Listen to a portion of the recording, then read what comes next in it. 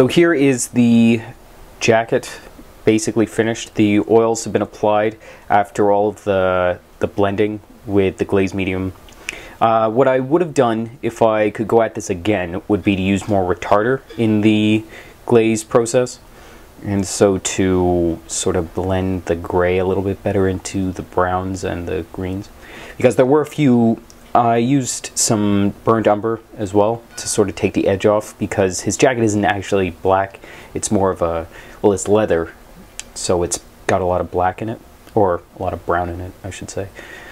And then once that was all set, I sealed him in with Future out of the spray gun and started applying the oils into the shadows to bring out the definition in the sort of the lines of the jacket, to really make those stand out, because they would be pretty sharp. He's not a field officer, he's a staff officer, so he's able to keep his stuff pretty clean. And what's going to happen now is we're going to move on to the details, the flesh tones, which will be an interesting experiment. I've started doing a lot more of the sort of blending using retarders along with glazes to create more harmonious flesh tones, and I'm going to be doing that in the next video.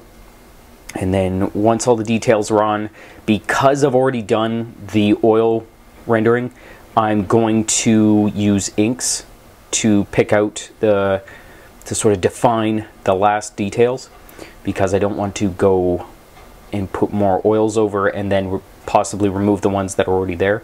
And so when I applied the oils to the shadows, like Manjin Kim says in the article, you gotta take your time and apply them, sort of pool them in the areas and move on, like take it in sections. So sort of take this section here, apply them, and then wait a little bit, really let them work themselves in, and then move on, so that you're not, like, you know, just working them around and having them sort of spread out by themselves.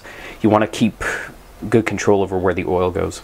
And then, of course, like with everything else, you allow it to dry for 15 minutes and then use mineral spirits to take off the excess or blend in even further what you've got on there. And so basically the jacket's done.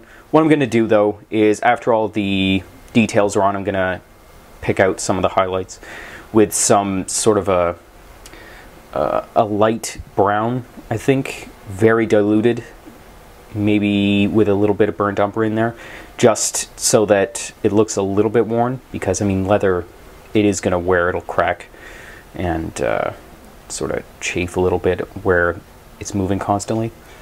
And then we're basically done, yeah, other than the details in the flesh. So I'm excited to keep this ball rolling.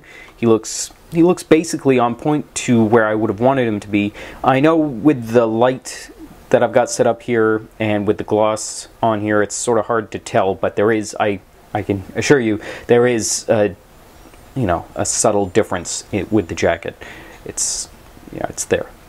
Anyway, thanks very much for watching, and I will be posting part 3 of this build as soon as it's done. Check us out on Facebook, Pinterest, Twitter, and I will put the link to our website in the description below. Thank you very much for watching, and I'll see you next time. Bye.